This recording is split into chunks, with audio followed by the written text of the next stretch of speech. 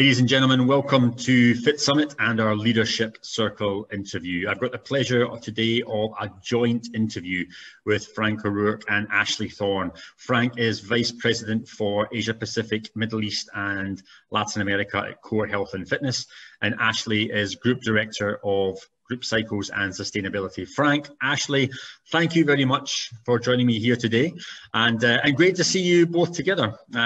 It's a pleasure to have people together at last, not always doing these conversations from the living room. Frank, let's get started directly. Looking at the macro picture, there's been a lot happening over the past 12 months. How do you summarize that for Core Health and Fitness? Yeah, sure. So in the first quarter of last year, we actually, our owner sold the majority interest of our company to a private equity group. And this was a big, a big move for the company. We, they injected cash into the business, and that really fueled some product development for us.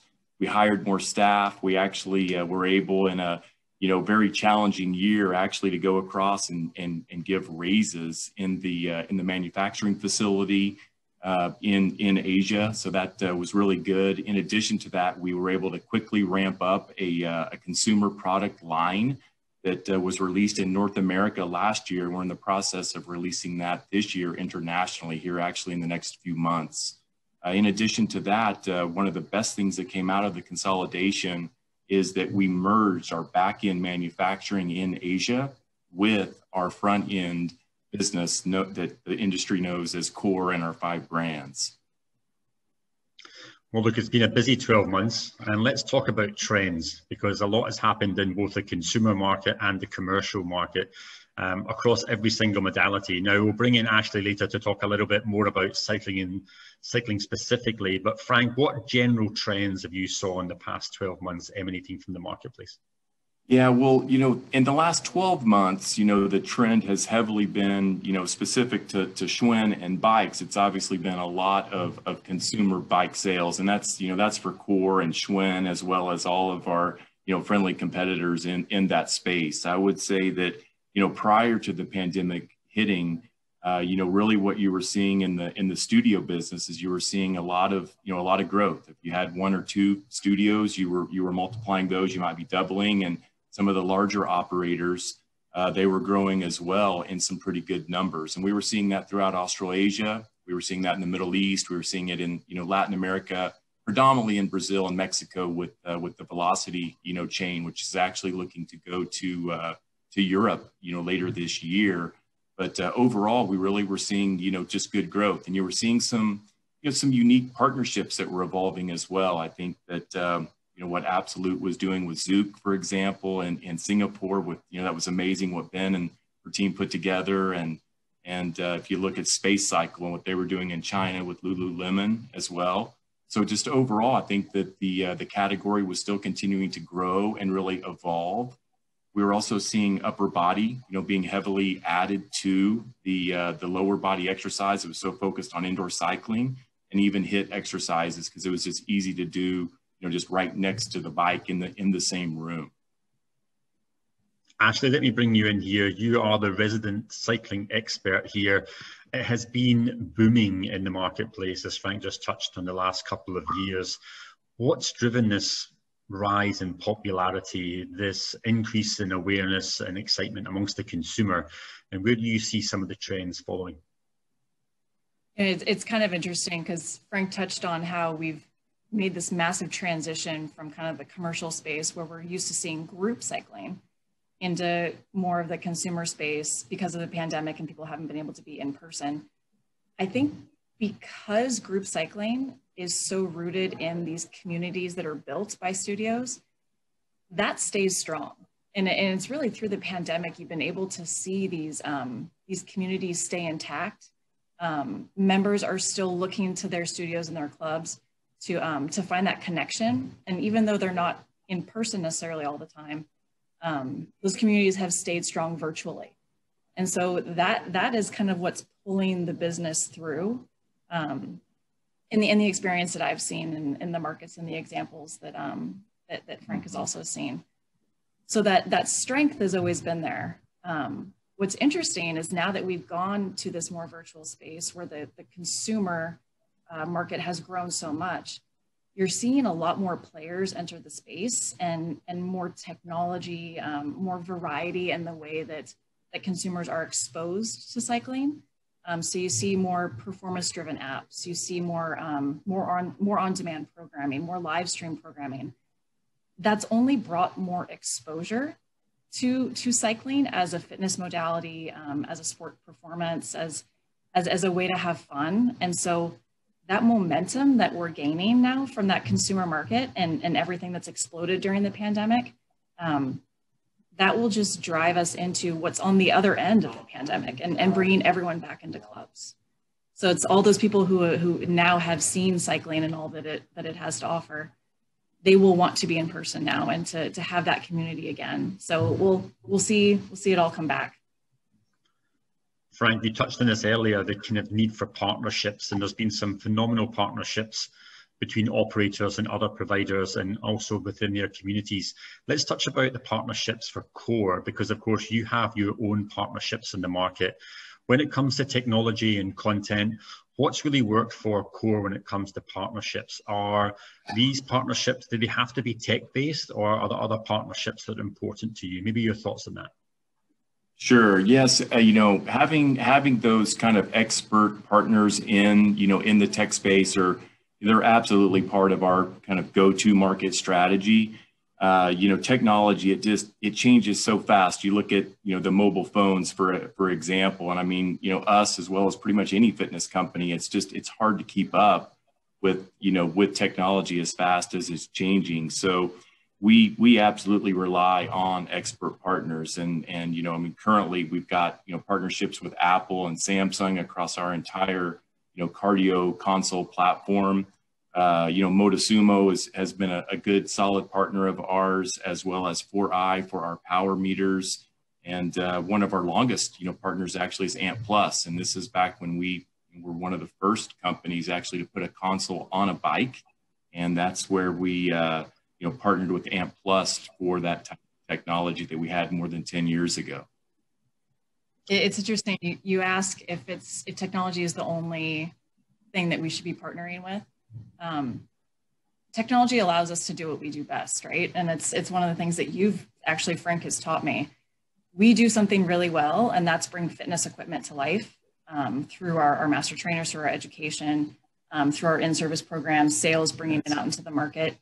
But technology is that thing that is changing so quickly that let them do that so we can do our thing. Focus on bringing product to market. We're a product-driven company, and that's really what we want to focus on, and we want to partner with the experts with the technology. So that's certainly a major part of us going to market.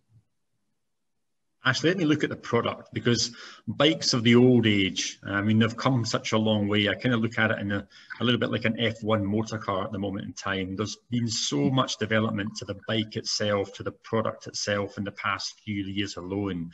Where do you see new innovation, new design coming into the bike itself in the next couple of years? You touched about tech, but will there always be tech advancements? How do you see the bike itself evolving? So the way I see the bike is, it is a tool. It's a vessel, basically, to elevate the experience in a club, in a class. It's a tool for the instructor. So part of Schwinn's value, part of Schwinn's core purpose is to provide a platform for instructors to bring their style out and to show their strengths and to be able to have versatility in their programming, whether they like music or they like power, or they like the lights in the show and the immersion, or the tech or not the tech. So the way that bikes have evolved through that is the way that they both connect to technology and the way that they are able to amplify the strengths of those instructors. So it's not just tech, but we're actually coming out with a new line of bikes right now that is able to showcase the different ways that an instructor can bring that experience to life.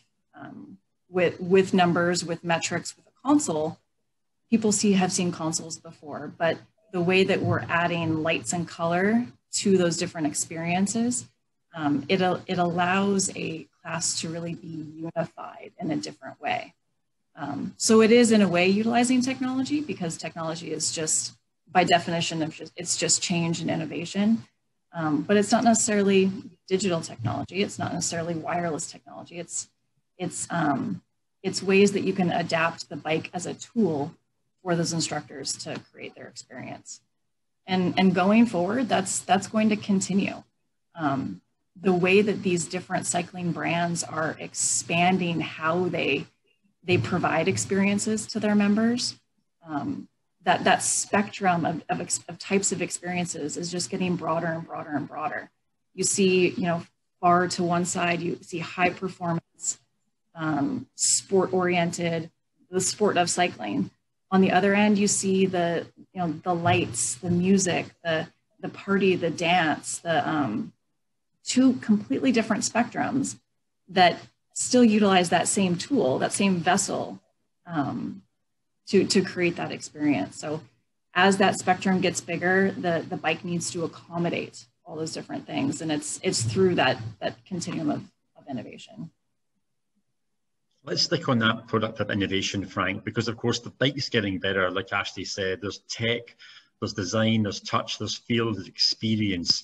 But of course, none of this means anything if the operator, if the club, if the facility doesn't maximize this experience and the potential that the bike has for its members. How do you think that clubs in today's marketplace can take the bike of today and make sure it is optimized for their members? What do they have to do? Is it redesigning the club? Is it remarketing the experience? How can clubs, hotels, gyms, studios, how can they get the best out of today's bikes? Great, great question. I think that, when a lot of it probably has to do with the design, when you go into the facility and the experience that the members are going to have, while they're in, also keeping, I know Ashley has referenced, some of the instructors, but keeping in the, the health of the instructor as well. I think that that's very important aspect of the whole experience of the bikes, and can even sometimes in the design of the facility, it can even be utilized as a recruiting tool. If you've got, I recently had a conversation with Noelle, our friend of Boutique Fitness Talks, and she had shared that, if you can maximize the experience and minimize, the fatigue for the instructors, that really that's a very important part of the design of the facility, to have those, sound panels, padded walls, minimal mirrors in the space that, are not good, obviously, for projecting sound. And then having those social areas for people to really come together and mingle, after, of course, having a great workout, but then sticking around and creating that community that Ashley and, many of us always are talking about within the studios. And that's the thing that you're not going to get with the virtual classes that are going on right now, the on-demand and the live stream, is it's the on-demand and the live stream, they've really raised the bar for the actual in-class experience. The instructors are great. They're super charismatic. They're really motivating.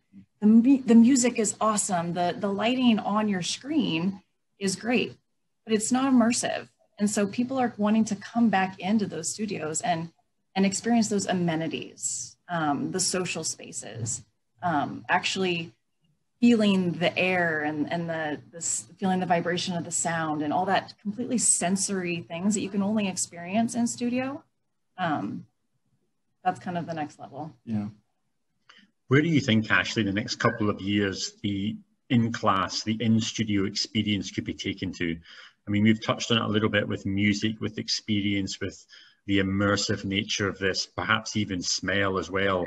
How do we enhance further the in-class offering to make sure that we might have this huge virtual community happening? They're still going to have great experiences, but it's even now not possible to replicate that, because in studio, it is simply incredible. How do we make in-studio experiences even more incredible tomorrow than they are today?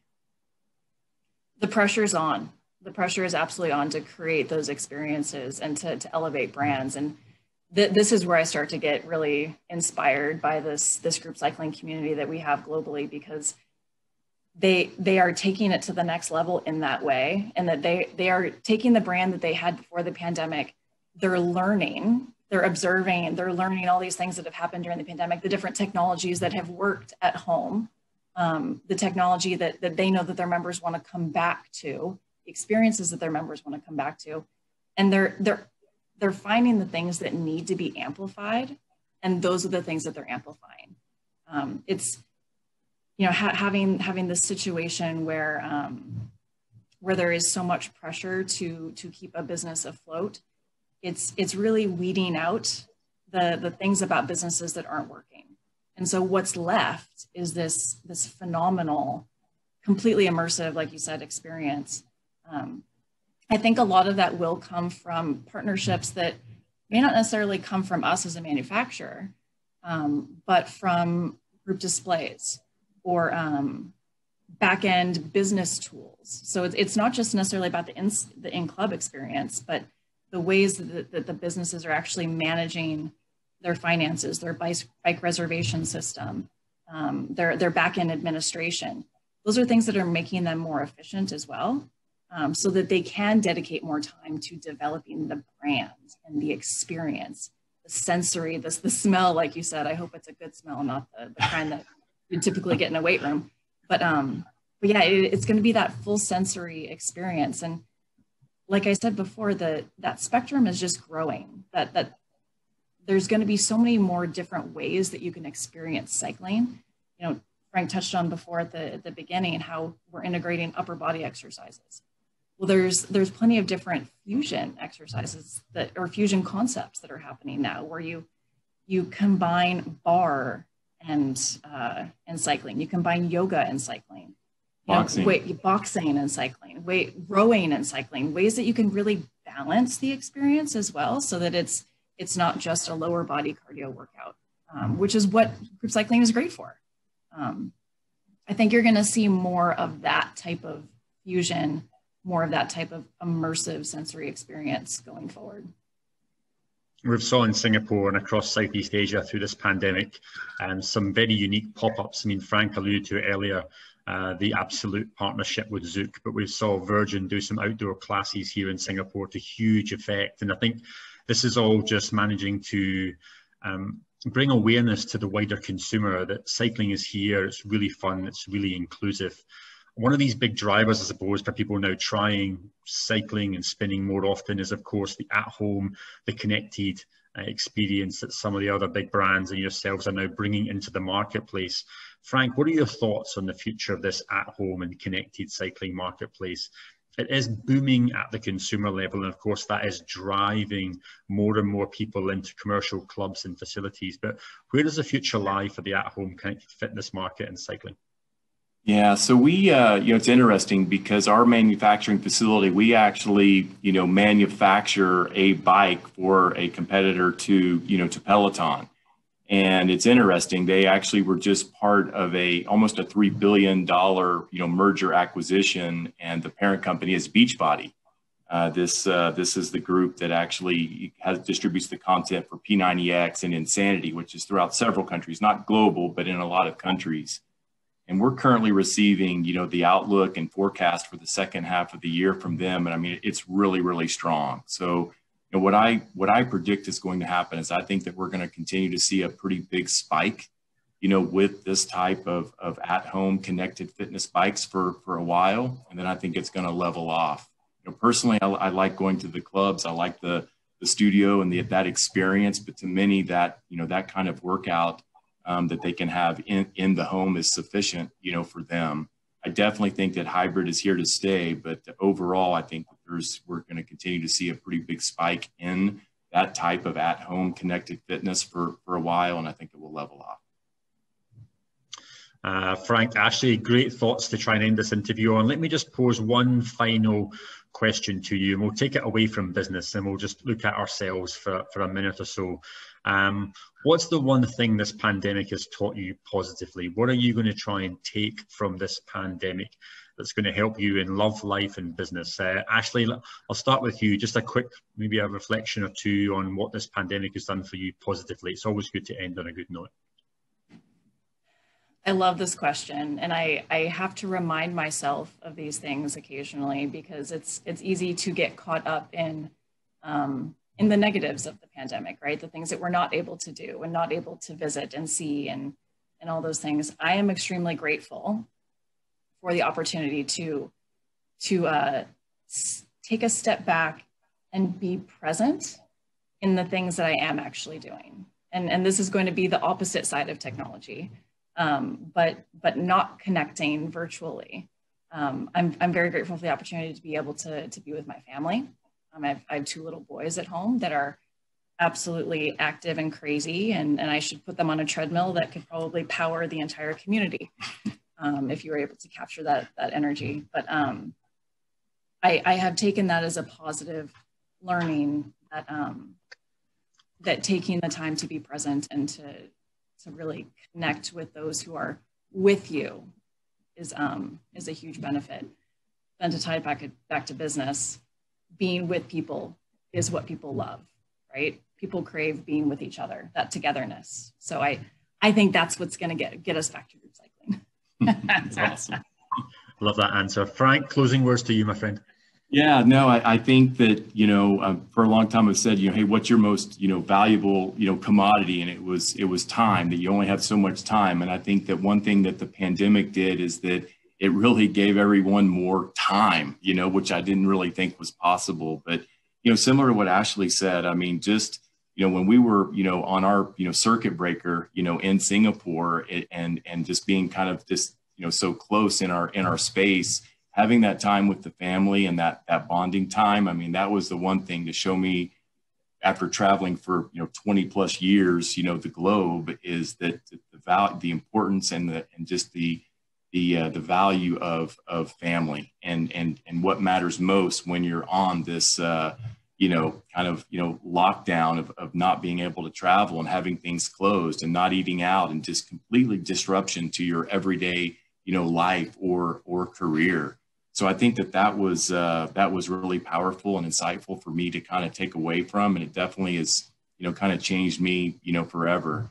And I think from a business perspective, I think that just overall, a good lesson is really what happened with our cycling studio operators, is that when this happened and there were so many shutdowns, how they were able to pivot quickly, where they were able to say, you know what, we've got all these bikes with a closed facility. Let's take these bikes and let's rent them, or let's loan them to our members, and let's figure out a way to get this content quickly to them, whether it was through Facebook Live or through some sort of virtual delivery mechanism. But, to really be able to kind of think on your feet and be nimble, to be able to pivot in times like this and still be able to find a way to succeed, through this and power through. The cycling community is so resilient. And I mirror your thoughts, that it's inspiring to see the way that they have been able to keep those communities so strong and to support their members. Because it's that team environment. It's the people holding each other accountable. It's the encouragement that they get from each other, that togetherness that's it's inspiring to see. How about you, Ross? What have you learned from this pandemic? That is a great question. If I was to put back the question to myself, I think that connectivity is king.